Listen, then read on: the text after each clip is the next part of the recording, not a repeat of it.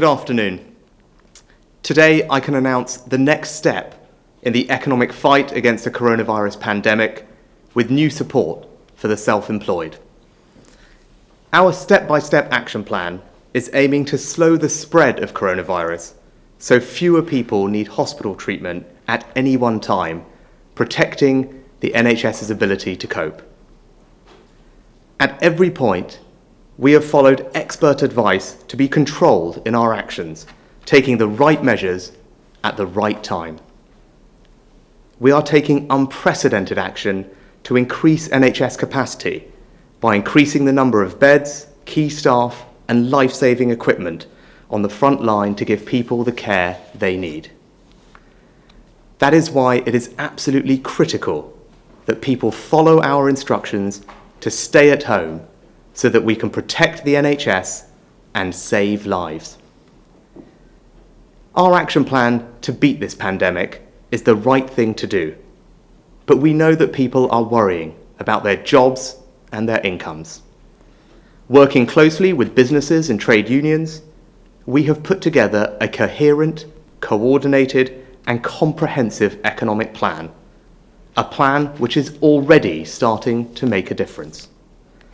Big employers like Brewdog, Timpsons, and Pret have already said that our coronavirus jobs retention scheme means they will protect thousands of jobs.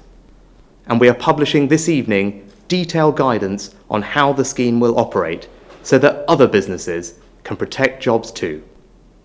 Small businesses are already benefiting from the coronavirus business interruption loans of up to £5 million, which are interest-free for 12 months, with 30,000 inquiries in just 4 days. Local authorities are already informing over 700,000 retail, hospitality and leisure businesses that they will pay no business rates this year. And the new hardship grant scheme, providing cash grants of up to £25,000 for the smallest businesses, is now up and running. So if any business is struggling and worrying they may need to lose staff, I would urge you to log on to businesssupport.gov.uk and look very carefully at what support is available before deciding to lay people off. I'm proud of what we've done so far, but I know that many self-employed people are deeply anxious about the support available for them. Musicians and sound engineers, plumbers and electricians, taxi drivers and driving instructors, hairdressers and childminders, and many others, through no fault of their own, risk losing their livelihoods. To you, I say this: you have not been forgotten. We will not let you behind. We all stand together. So to support those who work for themselves, today I'm announcing a new self-employed income support scheme. The government will pay self-employed people who have been adversely affected by the coronavirus a taxable grant worth 80% of their average monthly profits over the last 3 years, up to £2,500 a month.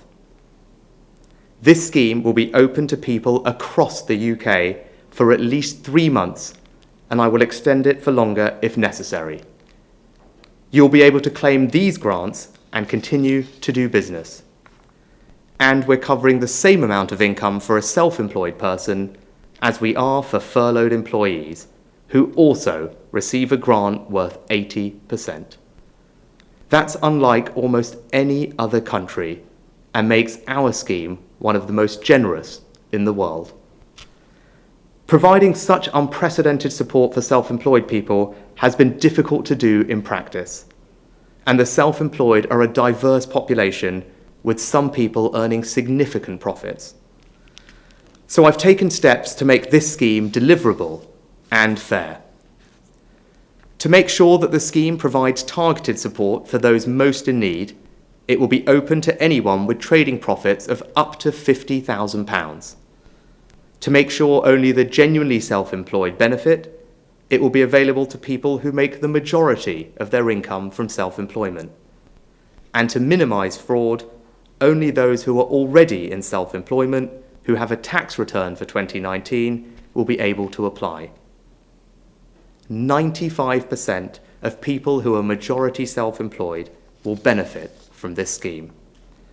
HMRC are working on this urgently and expect people to be able to access the scheme no later than the beginning of June. If you're eligible, HMRC will contact you directly, ask you to fill out a simple online form, then pay the grant straight into your bank account. And to make sure no one who needs it misses out on support, we have decided to allow anyone who missed the filing deadline in January, 4 weeks from today, to submit their tax return. But I know many self-employed people are struggling right now, so we've made sure that support is available. Self-employed people can access the business interruption loans. Self-assessment income tax payments that were due in July can be deferred to the end of January next year. And we've also changed the welfare system so that self-employed people can now access universal credit in full. A self-employed person with a non-working partner and 2 children living in the social rented sector can receive welfare support of up to £1,800 a month. The scheme I've announced today is fair. It is targeted at those who need it the most, and crucially, it is deliverable, and it provides an unprecedented level of support for self-employed people. As we've developed the scheme, I'm grateful for the conversations I've had with the Federation of Small Businesses, the Association of Independent Professionals and the Self-Employed, and a range of trade unions, including the Trades Union Congress. But I must be honest and point out that in devising this scheme, in response to many calls for support, it is now much harder to justify the inconsistent contributions between people of different employment statuses. If we all want to benefit equally from state support, we must all pay in equally in future. These last 10 days have shaken our country and economy as never before. In the last 2 weeks, we have put aside ideology and orthodoxy to mobilise the full power and resources of the British state. We have done so in the pursuit of a single goal: to protect people's health and economic security, by supporting public services like the NHS, backing businesses, and protecting people's jobs and incomes. What we have done will, I believe, stand as one of the most significant economic interventions at any point in the history of the British state and by any government anywhere in the world. We have pledged that whatever the resources the NHS needs, it will get. Promised to pay 80% of the wages of furloughed workers for 3 months up to £2,500. Deferred more than £30 billion of tax payments until the end of the year. Agreed nearly 17,000 time-to-pay arrangements for businesses and individuals. Made available £333 billion of loans and guarantees. Introduced cash grants of up to £25,000 for small business properties. Covered the cost of statutory sick pay for small and medium-sized businesses for up to 2 weeks per employee. Lifted the incomes of over 4 million households with a nearly £7 billion boost to our welfare system. Agreed a 3-month mortgage holiday with lenders and nearly £1 billion more support for renters through the local housing allowance. And today, we've announced one of the most generous self-employed support schemes anywhere in the world. Despite these extraordinary steps, there will be challenging times ahead. We will not be able to protect every single job or save every single business.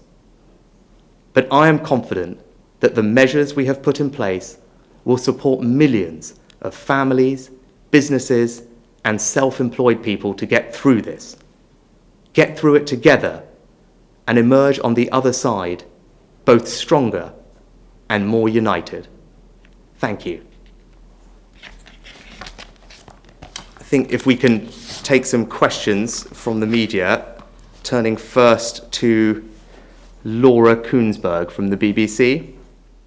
Thank you very much, Chancellor. You've said you hope to cover nearly all of the self-employed, but what about people who this scheme does not cover?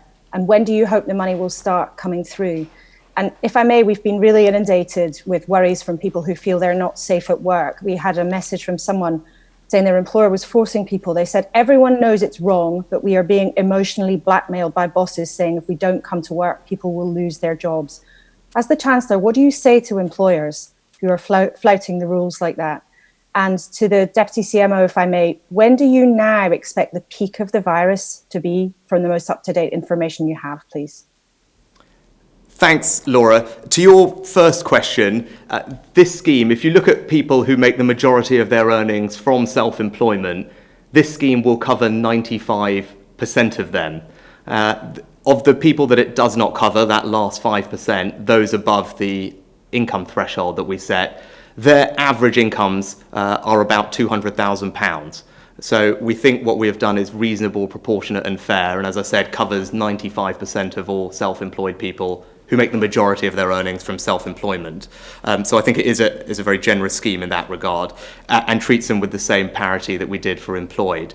In terms of the timing, our expectation is that this will be up and running by the beginning of June. We will look to try and do it faster than that, but I don't want to promise something that we can't deliver today. As I've said before, this is operationally complicated. We are already designing brand new schemes to cover the 90% of the population that are employed. Here, we need to design another scheme on top of that, and we also want to give now 4 weeks for people who haven't filed their tax return yet from January an opportunity to do so to benefit from this scheme. And I think that was a trade-off that was worth making, giving people that little bit of extra time now, those late filers, but that does have a little bit of a knock-on impact about when the scheme can be fully up and running. And I'll turn to Jenny to answer your second question around workplace guidance and the virus timing. So I think on the workplace guidance, it's really important that employers, most of whom have been extraordinarily supportive, I think, of their employees, stick to the normal principles of workplace health. We've made it very clear, I think, what those principles are. If people can work from home, they should be able to. If they can't, there may be adaptations that they can do in the workplace. And we've also made it clear what sorts of distances and practical measures can be made to ensure people are safe. So in some ways, although we're being more specific about the public health requirements in the middle of this outbreak, actually the same principles about workplace safety apply, and I know the Health and Safety Executive were reminding workplaces of that today earlier.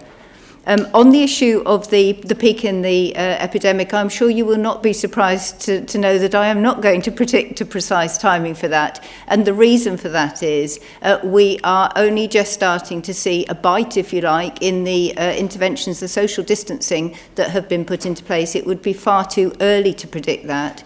I think we are starting to see some helpful movement, let's put it that way, and what we will be looking for is a change in the slope rather than being a very steep curve upwards. We will be looking for it to be a gentler slope, but we must not take our foot off the pedal. People have been really cooperative, and I think in the last few days the public have really understood that this is something very serious, and their actions, wherever they are,